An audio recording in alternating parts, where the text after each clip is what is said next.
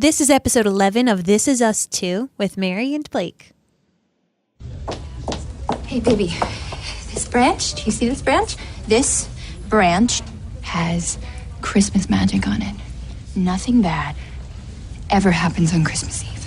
Say it. Nothing bad happens on Christmas Eve. Now, I'm gonna hold on to this for you.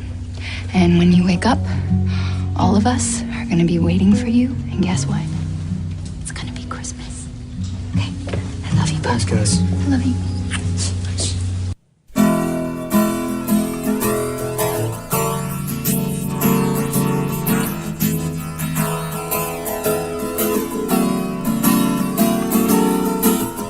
From Cranston, Rhode Island, welcome to This Is Us 2. It's a podcast dedicated to This Is Us on NBC, so sit back, relax, and let's all have a good cry.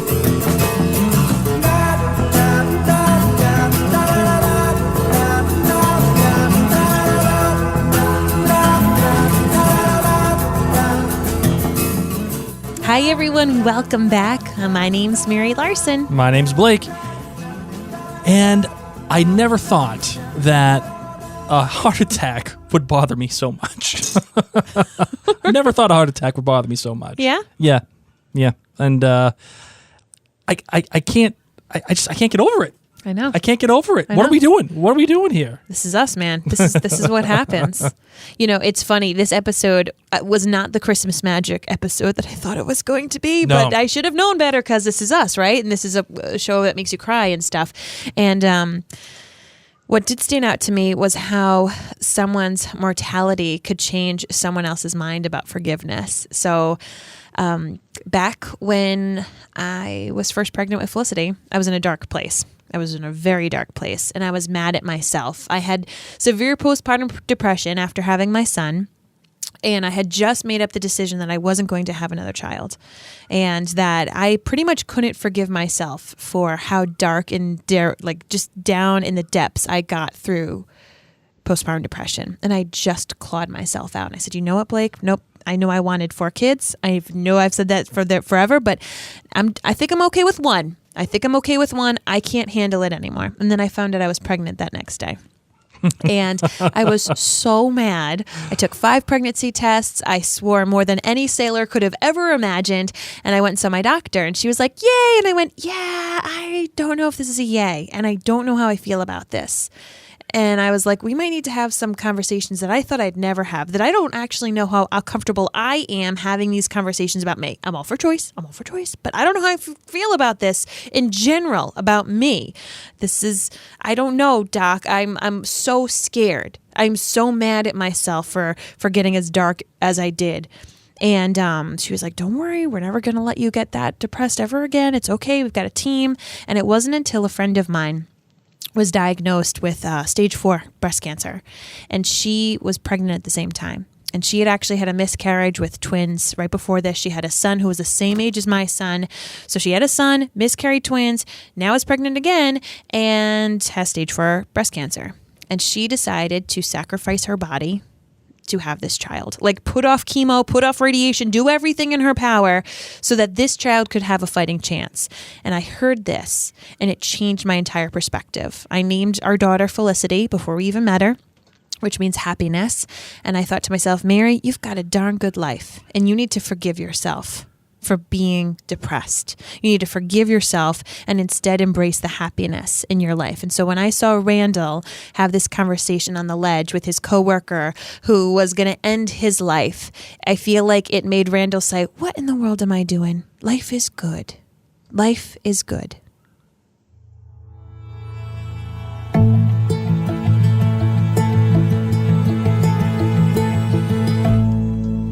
So I want to know some fun facts about this show. Well, Marvin, life is good.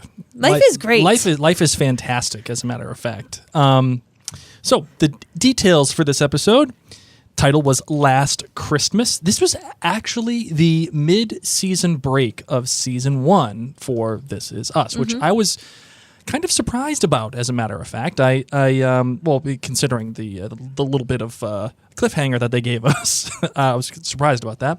The director was Helen Hunt. Yes. Wait. Helen Hunt. Like Jurassic Park Helen Hunt? No. Wait, who's that? Oh, wait, is Helen Hunt Downton Abbey? Who are these people?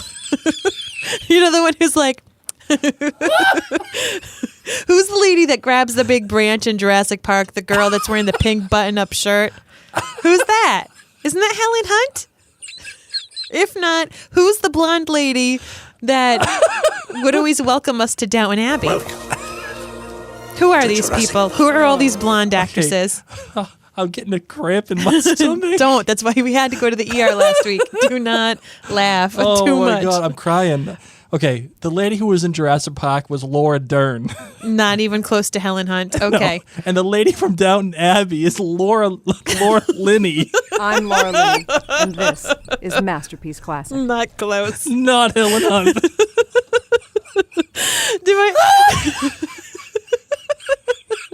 Both of those ladies could totally pull off being called Helen. Like picture them in your mind. Like if you made it, if you were like, "Oh, my name's Helen," I'd be like, "I totally believe it." If you said, "You look like a Helen," if you said, don't they both look like Helens? They do. All I can think of now is Tommy Boy when the waitress is there and he's like, "What's your name?" Helen. Well, you look like a Helen. Helen. What? Sorry. If you said to me, "Oh, Helen Hunt," no, Laura Dern was Laura Linney, okay, because they're both Lauras, they kind of look alike. All right. I don't remember people's names. This is why I only got B pluses in history. I just named everyone God, George. I'm sweating. George Washington, George Lincoln. Not George Lincoln. I knew his name. That's Abraham Lincoln. George Madison. George everyone. That's John Madison. I just named it. My teacher was like, "Why are you naming everyone George?" And I was like, "Because half the time I'll be right." Oh, my God. Can't remember names. Okay, so Helen Hunt. Man, I'm what does Helen Hunt do? Helen Oh my Hunt. God, wasn't she in another TV show? Yes, And she has a Mad big About nose? You. Okay. She doesn't have a big nose. She must be another blonde, straight-haired actress. Oh my God. Oh my gosh. Okay, so that show that was popular in the late 90s and Paul she was dating Reiser. yeah. Yes. So she's American. she's actually an Oscar-winning actress, by the way. She was in the movie Twister. I loved that movie. Yes, she was the main female lead. In I Twister. know who she is. Anyway. She has a prominent nose. Let me see. And Helen Hunt. And she's actually directed. I'm going to put a picture of Helen Hunt and Laura Linney and Laura Dern. She has a striking nose. It's not big. She's got a striking nose. Oh my God. Okay. Anyway, she's directed actually a pretty good amount, which I was surprised to find out. Also, she's directed episodes of Mad About You, the show that she actually starred on. I love Helen Hunt. I love this woman. She also directed Californication, the one on Showtime with Fox Mulder from X-Files. Also that show Revenge and House of Lies. So she's actually done a pretty good amount, and she's gotten nominated for a bunch of directing awards, as a matter of fact, too. The writer was Donald Todd. Don Todd was actually was the co-showrunner of season 1 in the beginning. We've talked about him before. Correct. And he has written, I think he wrote a couple of episodes ago. Yeah, he doesn't make me think of anybody from Jurassic Park, though. He's not as interesting. Doesn't move the needle for me. Sorry, Helen Hunt. Not as much as Laura Dern or Laura Linney or So Helen sorry. Hunt. All right, so this episode, let's give it the lemonade ratings. I gotta stretch. Sadly, I'm giving this episode my lowest rating ever, 4. Yeah. 4. And you know why? Because I have such high expectations for holidays. I really do. I set myself up and I cry almost every holiday in my real life. So why not cry on a pretend TV Christmas? I thought it was going to be jolly. I thought there was going to be caroling because half the people on the show sing and play instruments, and they only did it for one montage minute. I definitely thought we were going to get a good Rebecca song. It did not happen. Or Kate. Kate loves to sing. Sure, why not? No singing from either of the female singers. You know what you get? No soup for you. Down 1 whole point for the lack of singing. Okay, how about you? Mine's actually the lowest one yet so far, so we are on the same page. I'm going 3.9. All right, let's delve into why with our GBGs, our good, bad, and greats of this episode to find out why this episode was less than stellar. So my good was Sloane's Hanukkah story. Do you like how I just Hanukkah'd that? Hanukkah. You're welcome. Mazel. All right, so part of me likes Sloane because I'm pretty sure she's my spirit animal. She wears glasses and has short brown hair, and I think I'm her in real life. I like Sloane. I like where this relationship's going. I don't really know if it's going anywhere, but I loved watching her talk about Hanukkah. So that was my good. I enjoyed it a lot. I was smiling the entire time like a silly little goober. My bad was all the awkwardness between Kate and her mom during the bypass surgery talk. That just made my toes curl. It made me tense up. It made me feel all of the awkward talks that I've had to have with my mom when we've been in a bad place and had to go through something and through gritted teeth. And it still continued in the car with Rebecca having to say, did I do this? Did I do this to you?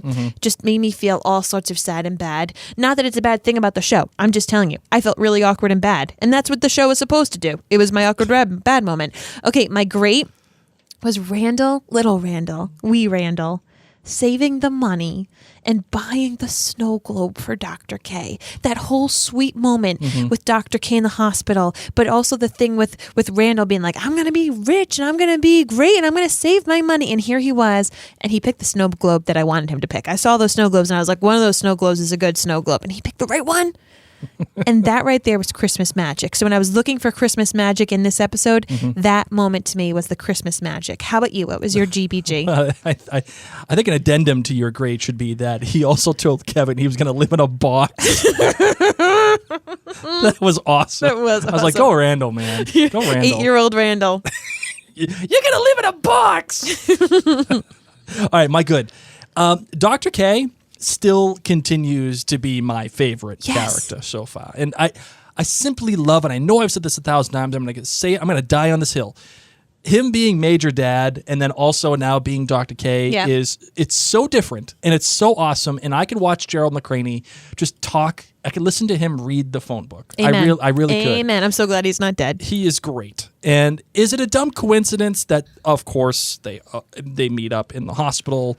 It just happens to be on Christmas Eve. They happen to be there, and it's a real dumb Christmas coincidence. magic. It's not a dumb coincidence. It's Christmas magic. Well, that is what I was going to say.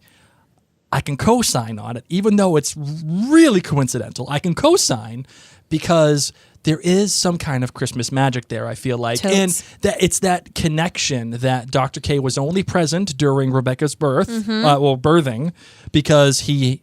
the other doctor had appendicitis. Had the appendicitis, and now Kate has appendicitis, only for the family to run into Dr. K. Right? I feel like that is some higher level, giant mover of things. That he needed some kind of family there for him. Yes. All right. What was your bad? I like that. The bad. There was a lot of bad in this episode for me, man. There's a lot of meh for me in this episode. No, I wouldn't say bad. I would say bad. Oh, I would say bad. You're dark. On Christmas. Listen. Shame. I love me some Randall. We all know that he's human spackle. Okay, but human spackle can only do so much, in my opinion. What do you mean? It's like when you have a giant hole in your wall, and you're like, "Oh, we're gonna have to fix this." You can't just spackle it. You gotta cut out the drywall. Get to the land the plane, Cheryl. So. Shirley. I don't know. I'm just going to start naming you all sorts of names. Why did you just call me Cheryl? I'm just making it up. Helen. Let's go, Helen. Land the plane, Helen. We get it. We get spackle. Anyway, but using my boy Jimmy Simpson from Westworld. Such a good actor. But as a contrivance to just get Randall to not be upset about his family. Nope. In this really awkward way. And not even meeting this character before, but we're supposed to care about it. We're supposed to talk about Randall. That was way too melodramatic. Oh my gosh! For me. We will delve into this. Oh my god! But you know how dark the holidays are for people. I get it. I understand. And you know what? Maybe people will take shame me on this one, and I'll be fine with that. I'm not take shaming you. Okay, that's fine. But maybe some people will. But I'm just saying. I thought that the whole thing. Sterling K. Brown, obviously, again, was amazing. He acted the hell out of this scene. But it's just I just feel like there's this one scene for Randall every single episode that is him, Sterling K. Brown, just acting his ass off. And it's always these big dramatic moments. And I'm getting sick of it a little bit. We'll talk more. The real problem. No, the real bad. Oh my God, that wasn't your bad? Well, no, that was my bad. But the real bad. You can have two bads. I can have two bads. This is not a double pounder. Well, This is a good sandwich. That's what she said. But Toby at the end with like I mentioned this earlier in the episode. Toby, heart attack. What are we doing? Well, like, last come Christmas. on. Is it his last Christmas? No, there's no way I they gave killed you him, my Toby. heart. There's no way. Oh, listen. This is why Wham. you don't sit in the middle seat without getting up to go for a walk. Okay, for a man. 6-hour flight. Okay, the great was the reveal with William and his former life, and how he's gay, or at least as the daughter says, bi. And while it was a little jarring for me at first, because I felt like it just came out of nowhere because it was nothing. in the storytelling time, and you and I were sitting next to each other going, "Oh my god, oh my god, Yeah, right. oh my god, it's about him." But in the way that it was revealed, in how things happened, the way the way that your girl Helen Hunt shot it, it was really great. While he told his story, then all of a sudden, one of the things that I really liked is as they were telling the stories, you weren't just focused on their faces; they were just part of the crowd. Yes, you know what I mean. Yes, it was. You were kind of like having to weave in and out of. It's the like people. you were in the meeting with them, right? Listening to a couple people over from you. So then to follow up with William's story and then his lover's story in the back, but seeing his face as he heard the voice. And that moment of he kind of puts his hand on his nose and he's just like, oh, okay, this is what I came here for. This is what I'm going to do. Okay, here we go. Yep. You know what I mean? I didn't like it at first, but then I thought about it and I thought it was beautifully shot. And then I really, really realized that William's, his sexuality, it was never really talked about. It was never talked about because there's just so much going on. Oh my gosh, nonstop. And it's hard to blame the writers for it because they got a lot going on. But I mean, just in terms of the story itself, it just makes a lot of sense that that's the way that it happened. And it was very sweet, and it wasn't angry. It wasn't terrible. It was just these two people who loved each other. Yes. And he was there. His lover was there. They were, and they got to celebrate Christmas kind of together until Toby had a heart attack. Right. So I ended up really liking it, and I ended up really liking the fact that they took their time with it. They didn't just say, "Hey, William's gay" or "William's bi. Let's move on." It was. They sat down. They had a conversation. It was genuine. An unfolding, and then even Randall's daughter being the one that lets him know. Right, right. I really liked that. So, Marvin, how are we doing this? What do you think? What do you want to talk about for the rest of the episode? What hit you? Oh, okay. So I mean, let's chat about the big three. Okay, the most minor of the big three in this episode was Kevin. Kevin seems to be quite jolly right now, of course, with Sloane, and they are going to try to save the play. They're pretending boyfriend-girlfriend, except they did sleep together. And I felt this was a little weird because it's like, what's happened in this past month? You know, Thanksgiving and Christmas have a little bit of time. There's some time there. And it felt like in their conversations that it picked up right after Thanksgiving. Like the way they were talking to each other, I was like, what's happened? Was there awkward days afterwards? Has Olivia not shown up for a month? What have you been doing this past month without Olivia? So that part was a little weird for me, but I am liking the dynamic between Kevin and Sloane. I'm excited to see where this goes with her acting in this part. I like her a lot more than Olivia. What can I say? I'm not going to be able to co-sign on this. You don't like Sloane more than Olivia? I'm not in on Sloane. I'm not in on Olivia. As a matter of fact, here's a theory for you. I bet you Sloane is gone within the next 2 episodes. Well, and I bet you there's someone else that's coming. And also, we have not seen the end of Olivia. Olivia's coming back. Oh, she's coming back. She is coming back. And I bet you she comes back within the next 2 episodes. Oh, man. And that's why we see Sloane get out of there. Well, until then, I will still rock my glasses and my hair like Sloane. I just, it's like, why am I wasting my time with Sloane? I like Sloane. I like Sloane a lot. I don't. I want to be her friend. You liked her story. And I want to go and eat her latkes, and I want to listen to her talk about the Maccabees. I would listen. Yep, I'm Sloane. If you're out there, will you be my biffle? Oh, right, my gosh. Kate. Okay. Kate. Kate had some low lows and some high highs, and then a really bad low in this episode, and I'm feeling so bad for Kate. Here she is. You get to see the size of that egg. So, dealing with friends and family who have obesity issues, understanding that the gastric bypass surgery, your stomach is as big as an egg.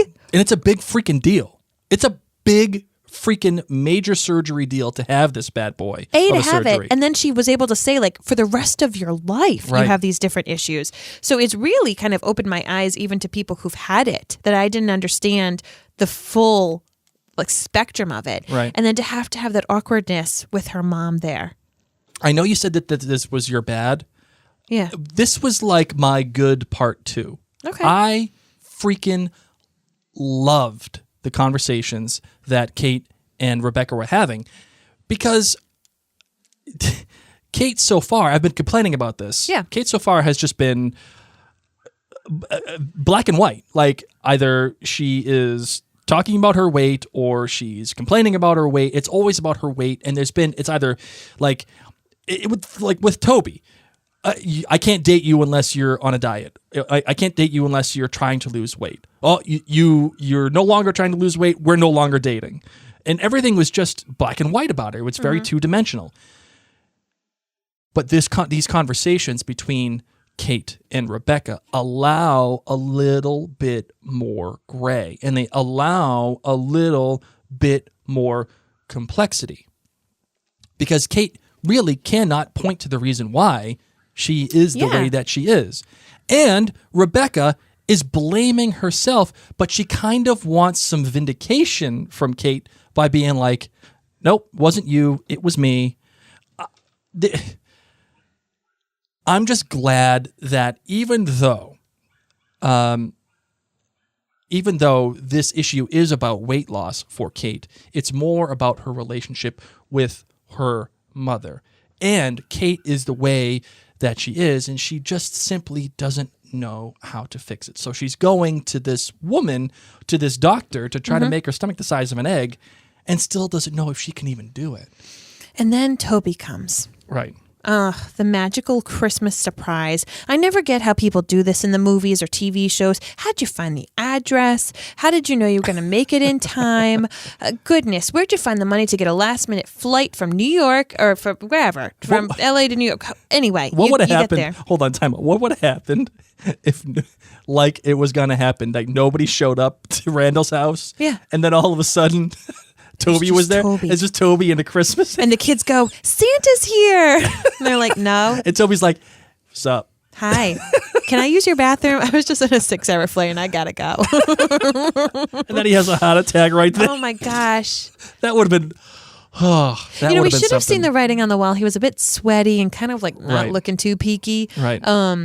But man, they get to have their little get together. He says that the potato chips and everything, how exactly did he word it? That, all of this food isn't worth it, that he's going back on the diet for him, for her, for everything. And then he has a heart attack. And all the while, they're having these shots of Dr. K possibly in surgery, Toby in surgery, and you really find out Dr. K is fine. It's It was Toby that Toby. they're showing the Yeah. surgery. Did you feel like you got a little bit of a bait and switch there? I did not, because I felt like the coloring in the surgery scenes and the things used looked modern. So I kind of always thought that was modern time. Yep. So I didn't feel like, they're having all this crazy, like, life-saving surgery on Dr. K. I just kind of like flowed with it because it didn't feel Dr. K time-esque. It didn't feel like it was the same color hue and the same lens and all that kind of stuff that you like to look at. Yep. I didn't have that feel to it. And then once things started to happen with Toby, I was like, oh, it's him. So let's just get the elephant out of in the room right now. Let's just talk about it. Elephant. Toby, he ain't going anywhere. And the fact that they You left... mean he's not going to die? He ain't going to die. There's no Correct. chance. I agree. There's zero chance. They don't spend all that time making Nothing you love bad this guy. happens on Christmas Eve. Exactly. They say that right in the beginning. We played it at the beginning of our show. There's no way they set up this guy to be as lovable as he is and as prominent in Kate's life as he is, only to kill him this early on. Will he have an issue later on?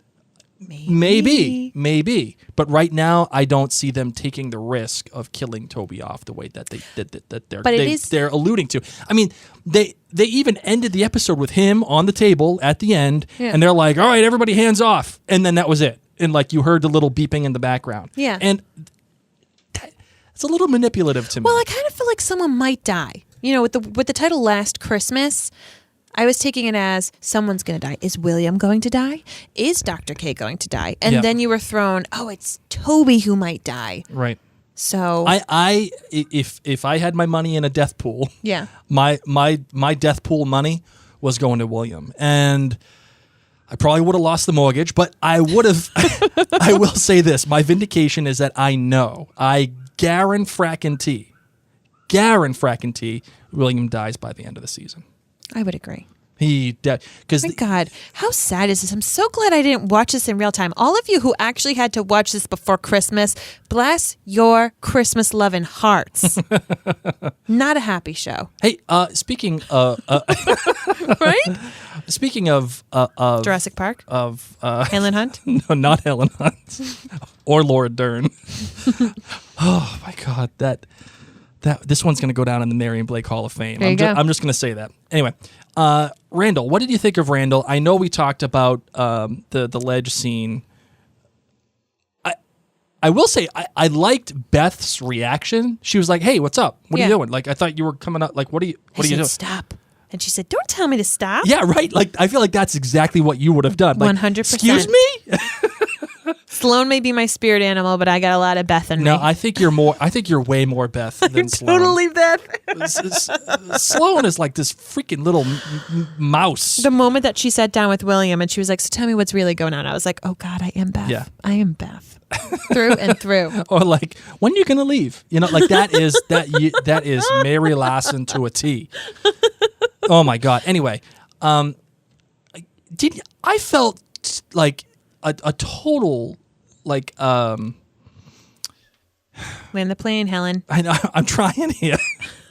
I felt like I was just this scene was written in there just to make my heart beat. And I didn't like that. I felt it was cheesy. I will disagree because, as I said, there's a lot of bad things that happen around Christmas time, around Thanksgiving, holidays, a lot of suicides, tons and tons and tons and tons of suicides. So it was, in my opinion, shining a light on that there are people out there that you work with, that you see, that you have no idea struggle in the holidays. Here he has a boat. He has, from what everyone could tell, a great wife, a great life.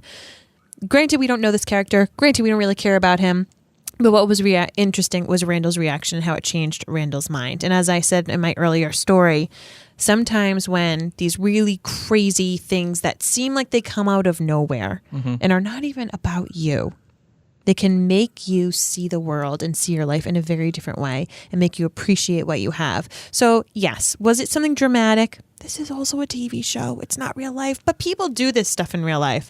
It happened to me in real life where someone's mortality completely changed my forgiveness with myself, but made me forgive and continue on seeing my life as a joyous, wonderful thing. Yep. I will say also that I did like the scene with Rebecca and Randall later on when she finally shows up to the house. And, he's saying hi to everybody and he sees her and it's this really awkward pause for like 5 seconds. Let me take your coat. Let me take your coat. Like, it's so funny. It's that, what's the term that we always talk about? The repairing move or what? Repair attempt. The repair attempt. That little repair attempt is, it was a very subtle repair attempt. It was an unsaid, we're going to be okay. Yeah. However, we just need to have one little shout out. Okay, what do you got? Miguel. Your boy Miguel. First off, Christmas flair and Christmas magic with all those inflatables. I told you he was your boy. I saw that and I was like, shoot. Blake was right. He loves Christmas. He is my boy. Well, on that he note, wants to wear the hat. He wants to have all the Christmas flair. Yep. And he's out there at night trying to figure this thing out. Oh my gosh. And it plays music. He was doing it all day. All day. He's taking out the Tupperware with all the stuff. It does play music. I'll never forget the time I came home. This was going to be my story. I came home from work one day, and out in my front lawn was this massive 7 foot tall. 7 foot tall Halloween cat. It was a Casper ghost coming out of a cauldron, and he spun around. It was inflatable and amazing. Oh my God. And Mary didn't talk to me about it, didn't tell me nothing. She just went to Home Depot. No, I bought it on Amazon. Whatever. You got it. You put it up. And the thing was there. It was amazing. Took up half of our yard. All of our neighbors who are incredibly devout Jewish families who don't have any lawn decorations. Hated us. Yeah. Everyone knew where the Gentiles lived in that neighborhood. Oh my God. Oops. Ugh. I wondered why I didn't make friends that month. We moved in on Halloween and I was like, on that note, we're going to close out the show. All right, let's land the plane, Helen.